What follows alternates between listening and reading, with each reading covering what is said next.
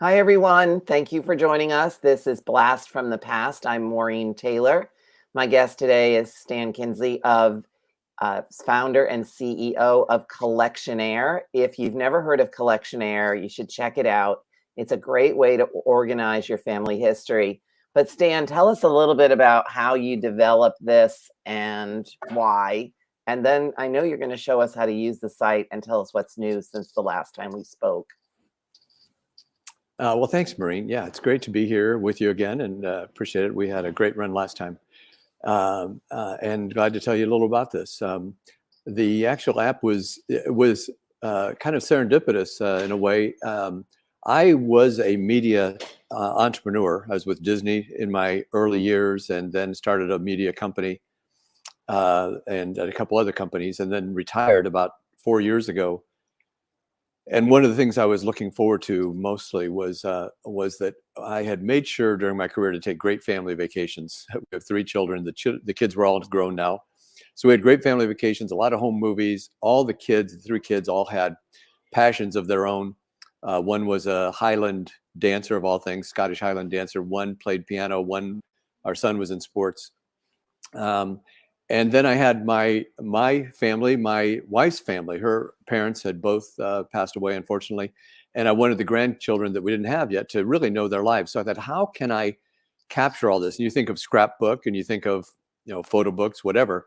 But we had newspaper articles, we had YouTube videos, we had all kinds of content of all these things, from the kids' best, my one dancing daughter.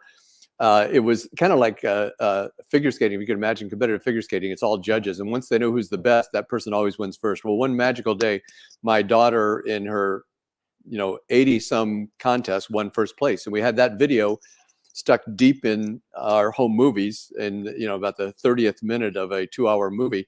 I thought, how do I bring all this stuff forward so that my kids that don't even know I have this media can see it? How do I create these profiles of lost parents to create kind of a family archive that will live on for generations?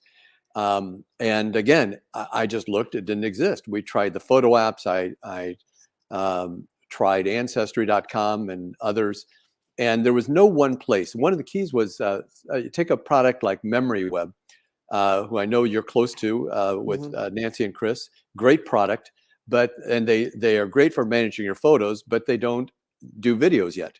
Right. So our home movies would be another place where our photos were in MemoryWeb, and you might have PDFs and audio files in yet another location, or blogs, or whatever that you might have. So and that's the same with us and most anybody. Very few people have everything in one application, and even if you know where everything is in that application, you share that with somebody. They have no idea what's in there. Usually, it's nested folders or some way. How can you really see what the great moments were in each person of the family? So that's the background upon which I entered this in retirement, and looked at it and looked at the problem and said, there's not a solution out here that fits what I need. So I decided to come out of retirement, so to speak, hire some engineers. And for 3 years, we're still building the app, but it's a very good app now. It's used by thousands of people at this point, I'm excited to say. You and I were talking about Roots Tech a little bit before the call. That's been a great source for us for being able to introduce to people to the app, et cetera. So that's where we are today, and I'm glad to share it with you and your guests here. Sure. Let me put your screen. Here we go. Oops. Stan, you got multiple windows. Here we go. How's this? Did that work? That's better. That's much better. Okay. Well, you got me. Yeah. So yeah, this is the app, and when you see it here, this is my family, and when you go to your homepage, once you have an account, you can register for free, by the way, and begin building your tree in your account. But when you do, I see this, and these are all different collections of other people and companies. I was at Disney. This is the Alumni Group. This is one of my other companies that we had, an entertainment archive. So you could archive other things as well. But we're talking focus today on the family, which is where 90% of our interest is. And if I click on that, what it does is bring up my family tree. So when you start with Collectionaire, the first thing you do is put a few people onto your family tree. this is, you're actually looking at my wife's view here, our children, and these are her parents. That I said both, unfortunately, are deceased. And you, even though I have siblings, she has siblings. When you see your tree view in Collectionaire, you see yourself and a spouse, and it goes like an hourglass. You see your children and grandchildren. Under here, you see we have one at this point, and you see parents and grandparents. So because those are primarily the people with whom or for whom you have media that you want to see. And so when you have this, if you'll see that every person, if I scroll over their picture, once they're in the tree, I can click on them, my daughter, my oldest daughter, and I get her, this is her collection up to her marriage. So I can collapse this. You create chapters, almost like writing a book. Here we have young Claire, her piano years. She played competitive golf, some of her memories and travel. And this takes her up to her wedding. And so if I click on any one, it opens up that chapter. And you can see these are all tidbits about Claire that I felt were worth keeping as memories. It could be from her earliest photos to whatever. So the way this works is that for photos here, you'll see that within the photos entry here, we have two, you see this number two albums. And if I click on it here, you'll see that one album is in Flickr and one is in Google Photos. And the key to Collectionaire, and Maureen, please interrupt me or stop me if you have any questions or if I've been confusing. But one of the key elements is, as I said before, such as MemoryWeb, there was not one web app that stored everything. So we don't actually store your memories. We store, almost like a Pinterest, if you're familiar with that, we store links to your memories. So those could be home movies in Vimeo or Google Photos or Google Drive. It could be photos in MemoryWeb or Flickr or Forever or another place. And when you then get here and click on this, if I click here on these are the Google Photos of young Claire. It opens a new tab in my browser, goes to Google Photos, and here are the early photos of daughter Claire as seen in Google Photos.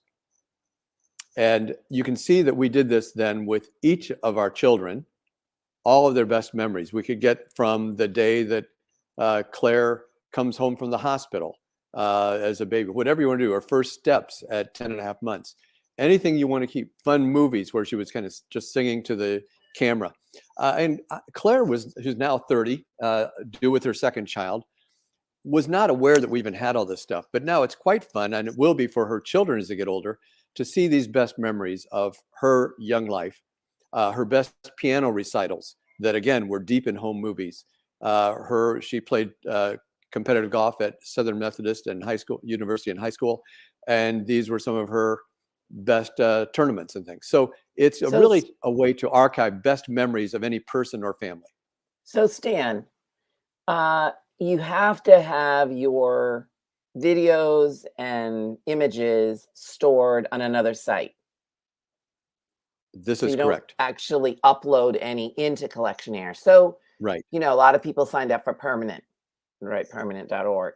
Right. So they could share that link in Collectionaire and then click that link. It's almost like a filing cabinet of sorts. That's right. It actually kind of, if you think of a nested folder, here's the problem. Nested folders storage is great until you get to any kind of genealogy where it's very difficult, as I'm sure you and many of your listeners have realized, to organize families in a nested folder. I had myself and our 3 children under, then one gets married. Do you keep her under us in that nested folder? It's going deeper and deeper. Well, this uses the tree as a much easier way to get to anyone in your family. So you're removing the first 1 or 2 levels of nested folders and putting it into a tree. That's basically what it's doing, and it makes it much more visual. And you can add a lot more content. You can make it searchable, etc. So if I wanted to even search up here for all the linked albums in this entire collection that had Claire in them, I could just type her name and it would bring up those albums that we had there. So there's a lot of deep, you might say, architecture to the app. that allows you to do a lot of things very easily, see everyone on the app, who they're related to, etc. But the main thing is it's a family tree, which seemed to me the only real way to get a good interface this. And where, I mean, if I got into parents and grandparents, this, for example, is my wife's grandfather, Dr. Philip Barber, who died in 1988. Well, in the 1920s, he had quite a story. He was the fastest sprinter in the U.S., even breaking the 100-yard dash record at one time. It was overturned, wind dated 2 years later, et cetera. But it's a great story, and his World War II story is a great story. So you'll see he's got a highlighted in yellow as a person with stories that you don't want to miss, a story worth sharing. And if that were in almost like that box that was in the attic of him that we almost threw out, and you had a nested folder session, and he would be deep in those nested folders, there'd almost be no way that going down to grandson's generation, unless someone pointed out, he would never really find that. But now it's pretty easy to find that person and see that they have a story of interest. So it's really a way to organize every tidbit that you could possibly find on anybody that you have. Right. So the first thing you do is you create a free account. Then you add people to your family tree. Exactly. But then within that person, go back to that again and show me what happens. Okay. Say you click on the grandfather with the doctor. Well, let's do this. Let me just show you here. This is easier. I have more content here. This is Lori's late father. Yeah. He was a Navy pilot. If I click on, you'll see the number 11 below him. That means we have 11 items indexed in his memory. We have 16 for his wife, Loretta, who was a seamstress, an artist, all these things, a model when she was younger. So we have a lot of rich content on her. But I'll just go to James for a second. And what's the 12 between them? Well, I will. Well, let me stop for a moment and get that to you. Because when I thought about, I'm going back now to the tree. This is the internet kind of, as I mentioned to you, I'm in a hotel visiting here in Charleston. And so I'm at the mercy of their web. But I was thinking through, where do I put, this is my family, me in a younger day, and my wife and our children. And where do we put the best family photos, the photos of my wife and myself at our wedding? Where do I put our home movies, our best vacations? And I realized they don't belong in any one person. In an Ancestry.com or in Family Search or something, I'd have to put those memories in somebody's cell. But as we looked at it, the architecture, we realized those memories really belong to the family. So in between each couple are all as a button and all the family memories that relate to them. And if I open that, once again, each opening is an identical blank piece of paper almost. If I collapse this, we can see these are the chapters then I've written for our family, starting with my wedding with my wife, trips that my wife and I took, our family through the years, our best vacations, our beloved dog that we lost. If I open each of these, you can see this, the home where we raised our kids, that we've sold that now, we've moved out of California. But all those great memories of the kids are in each of these chapters. Then our home movies, and I have 100 hours of home movies, all indexed into these segments, as you can see, with descriptions and other things that are searchable. So anyway, that's what the family button is. And so you see, if we go back now to my tree, that and family button. I can see that you have a link to your ancestry tree. Suppose you have multiple trees, like, yes. I have an ancestry tree, a My Heritage tree. I can put them all there.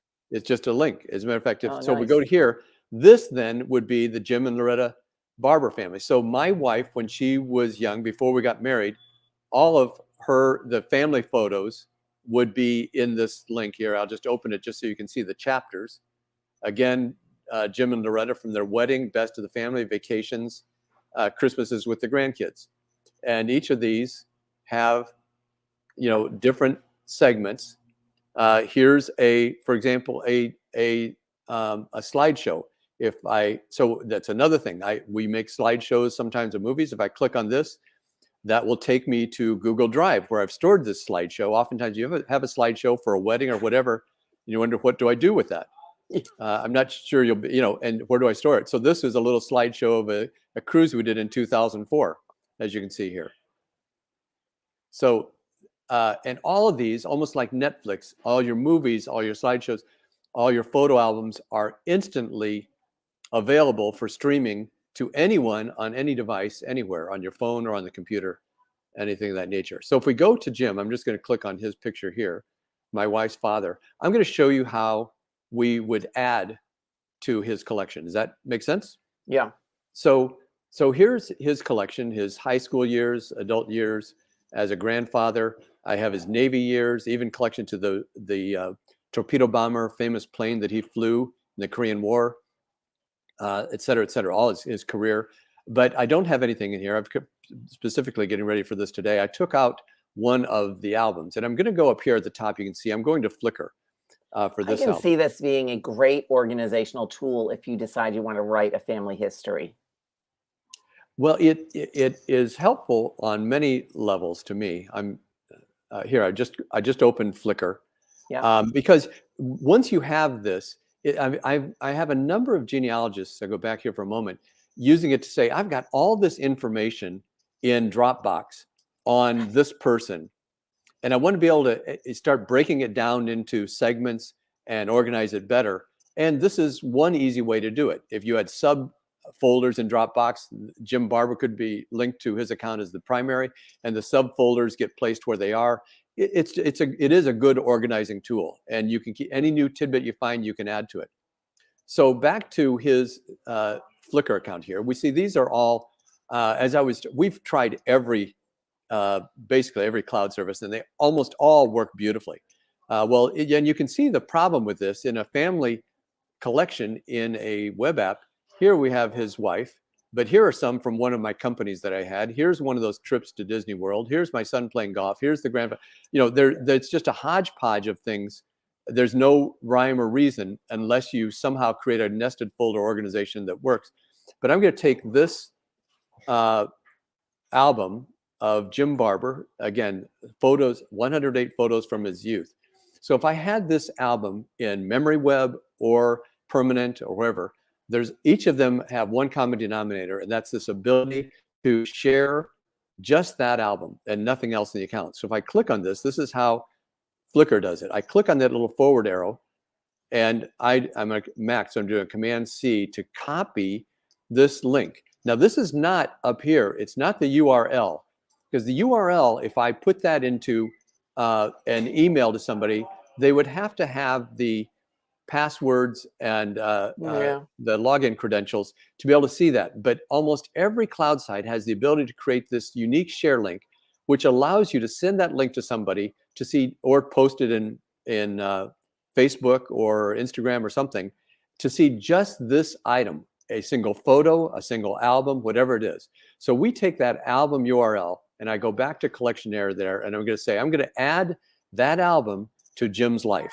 Are you with me on this? So all I had to do was copy that link. Once I've created that, and that's why it's easy. The bigger part of Collectionaire actually is creating, organizing your photos in a cloud site like Memory Web, and then putting them into an album. But once you get them into an album, it's very easy to take that and that thing. I'm going to here add a linked album here, and I'm going to just say young Jim and photos from California in the 1930s.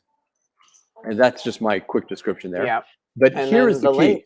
The link, I'm pasting in that link.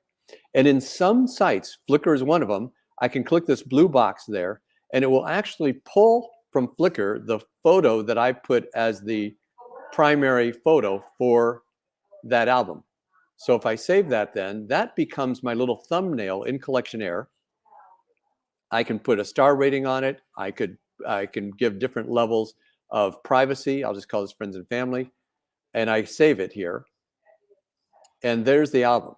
Now I'm going to say, well, young Jim, this is his first early photo. So I'm going to take this and I'm going to slide it all the way up here and make it first in his life. And there you have it. Now, when I go and scroll over any album, you see it gets a little larger. If I click on this, it opens a new tab here, goes to Flickr, and there are my photos. So it's that easy. Once you have this album in Flickr, Memory Web, whatever, all you're doing then is assigning it in Collectionaire to a person or to a family. Now, In that family tree, it's direct line descents only, but suppose one, we have a question in the chat about, can you upload a Jedcom file? Soon. We have a list. Okay, you're working on We're that. working on it. We have a list of several hundred people waiting for Jedcom to be able to import. And I'm hoping by late summer, we will have that functionality so they can import their Jedcom file. We're also working on importing your family search tree.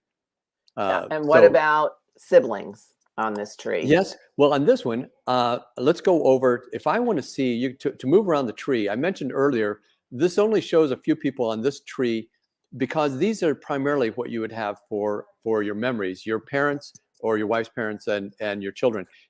All I Not have to do to always, move, Stan. well, you're going to see. I'm going to show you how easy it is. If I wanted to move, for example, see my family, if I click anyone's triangle, I'm seeing their tree view. If you're accustomed to family search or to ancestry, you can go there and in a couple clicks see their tree view. Well, this is my tree here. My parents, they're divorced. This is my father's second wife. Here are the memories when I was a kid, etc. Now, even though I may be the favorite child, I'm not the only one, unfortunately. No, I'm joking, of course. If I look at my mother's collection here, you would see that her view is all of her children, of which I'm only one of 5. So if she were looking at her collection, this is what she would see. She wouldn't see her siblings either. She would see her parents, grandparents, and all their family collections that we have, and that's a whole different story. Those also are in Collectionaire. But here you can see, I'm going to take the size down a little bit and shrink it down, but you can see this is how she actually looks at even Instagram and Facebook accounts of the grandchildren. So she has 18 grandchildren and I think 3 great-grandchildren at this point. So this is her view that you see on this.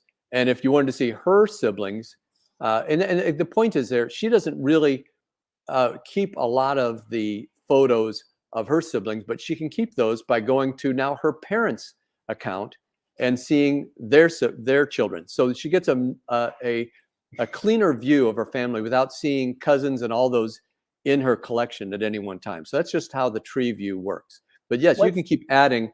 We have many families that have cousins, hundreds of people on the tree that they're all keeping track of, and it's fun to watch as they share it with us. So you can add material and links for any of these people. Exactly, for any of these people, and all are. What's that FH? Well, that's a great question. Okay, so just the same way I went through the explanation of where do you put family memories.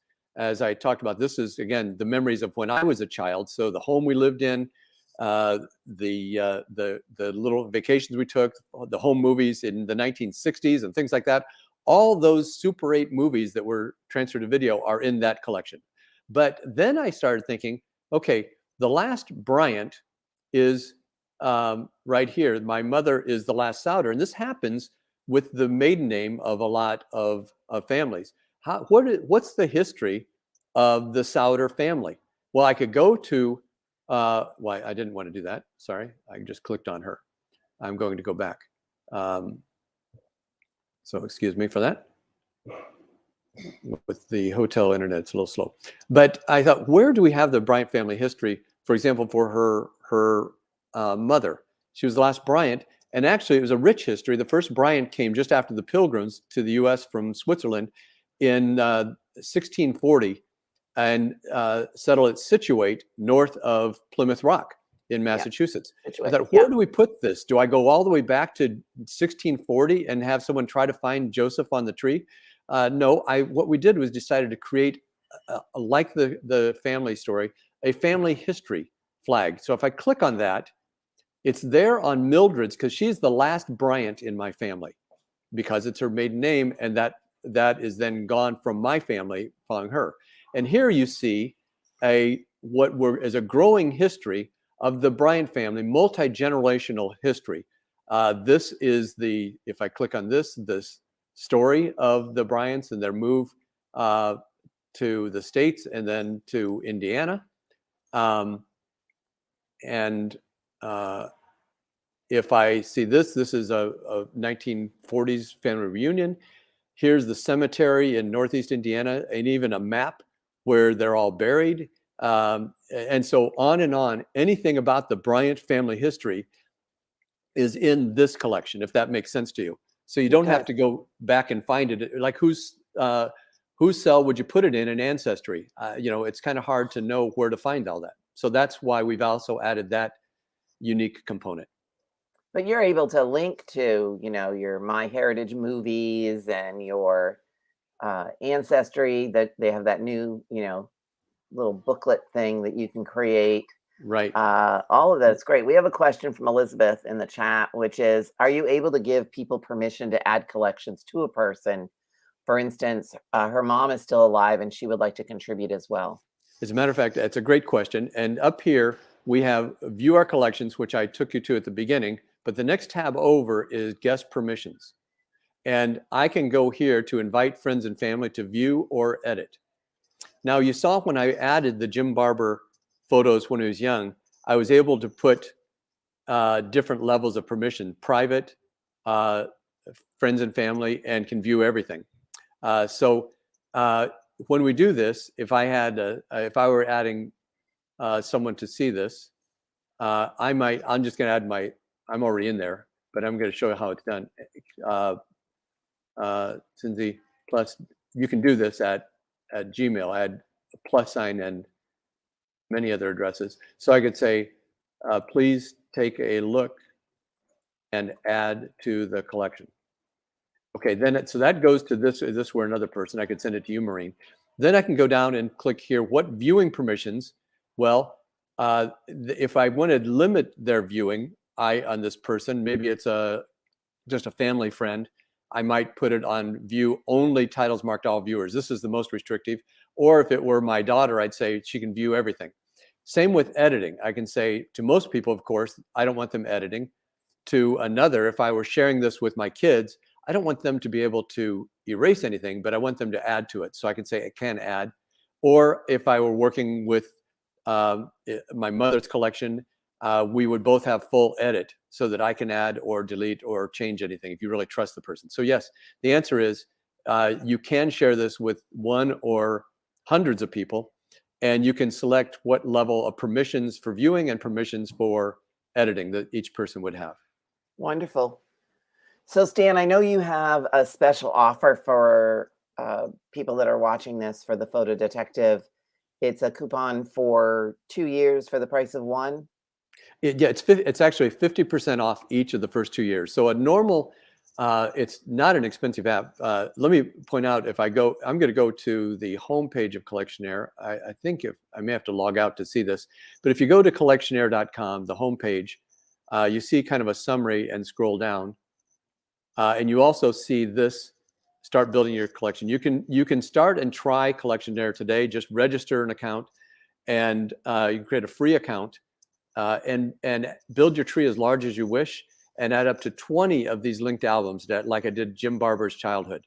Then if you'd want to use the coupon, I would suggest using the basic plan. It's only $2.99 a month, so that's about $36 a year. And with this coupon that I'll give you in a moment, your listeners can get 1/2 off. It's an annual subscription, so about $36 a year. They get 1/2 off for the first 2 years. So for $18 a year, they would get the basic plan for those 2 years. And at any time, if their collection grew, they can go to the Pro plan, which is only $4.99 a month. Well, I think the basic plan, 300 linked albums, that should, for most people, I mean, for a lot of people, that would do it. Depends. We've got several over that. I'm certainly well over that. I have 600-700 albums. But here's the coupon, Maureen. It is the Photo Detective TPD collection. TPD collection. And when one goes when you go to Collectionaire, you can click on any of these to register if you wish, or if you have a free plan, you'd go to your account up here and scroll down and say, I think right in this area it would say subscribe. So you click subscription, you have to enter a credit card and you'd enter the coupon TPD collection, and it would show the discount for that. And if there's anyone with any question, just go to the bottom of any page and contact us, and we'll help get things straightened out for you. Yeah, this is great. I mean, I think, I love the fact that you offer the, 20 linked albums for free so people can really play with it and try it out. That's a great coupon code for 2 years. I like the fact that you can collaborate with other members of your family. And then Elizabeth wants to know what happens if you stop the pro plan after several years. Are the linked albums deleted? Do you lose the data? Well, two things going on here. We're going to actually convert this year to a one payment option, which means pay once. That's probably going to be a straight out price of around $400. But anyone that's registered and already a subscriber is going to get a big discount from that when we do it. It's an option. It's not required. Right Oh, you now, mean a what we have- one-time fee? a one-time fee. And then One-time fee. One-time fee, and you have it for life. Because we've had so many people that have said, what if, the same as this lady has asked, what if I create this and my kids don't keep paying for it? What happens? So what we've done is currently, when you go into your account, you can create a transition group of adding an account preservation, add the names of a family to take over your account as successors if you were to move on. But people wanted to go beyond that. They wanted to pay once and know that their successors would not have to keep paying. So we're going to give both options. Right now it goes here. If someone's account went without paying, it's kind of a long story here, but if someone went without paying, their successors would be connected to an outreach based on permissions and asked, would you like to continue the family collection? And they can have two successors that would choose to keep it or live on.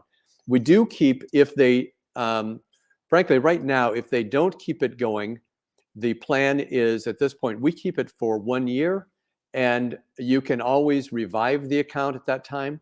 And we've said that we may have to reduce it back to our free level account. We've not done that with any of our hundreds and hundreds of accounts as yet.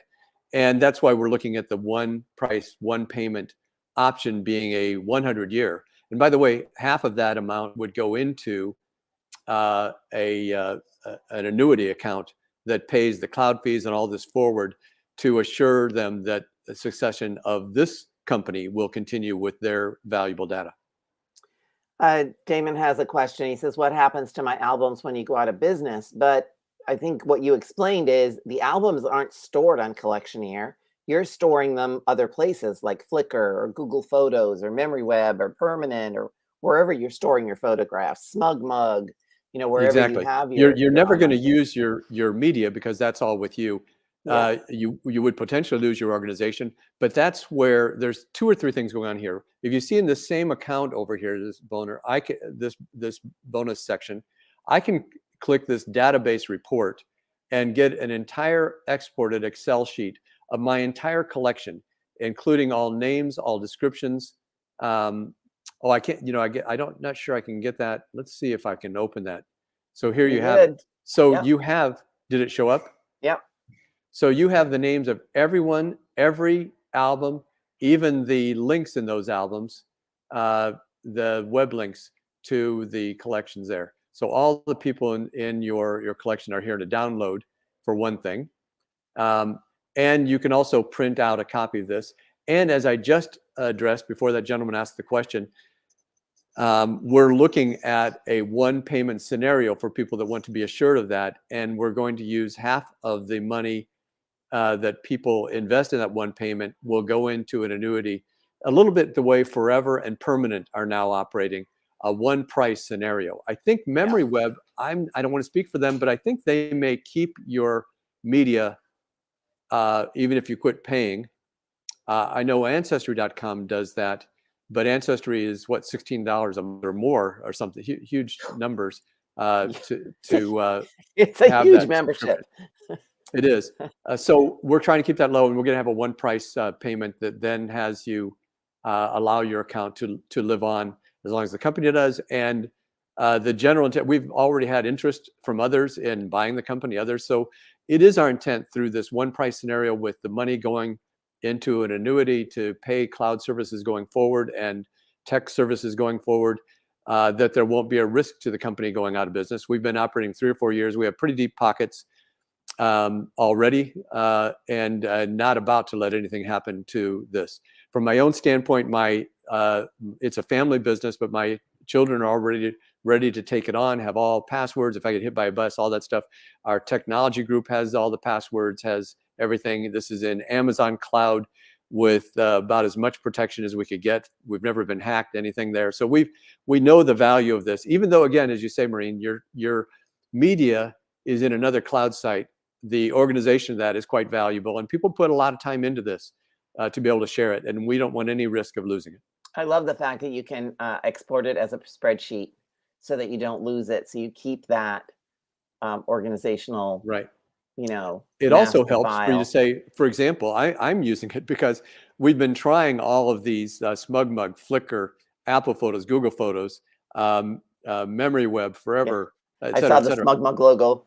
Yeah. So, and I'm consolidating at SmugMug is one I'm moving out of. And so I can just take that data sheet and sort it by SmugMug to find all the albums that I've stored in SmugMug and move those over to Memory Web, for example. So anyway, that we've tried to think of a lot of things. It's pretty deep. The help and support, if you go up here on the website, help and support is pretty rich in terms of all of these FAQs and all these these other sections, family tree, collection page, etc. We have a group of help videos. If you click on here, and we have good support. Myself and my team, we respond usually very quickly to contact us questions on most anything that you can reach down here at the bottom of the web page. Yeah, so we all have little help desks. Right. So we have to have it. We're not up 24 hours, 24/7.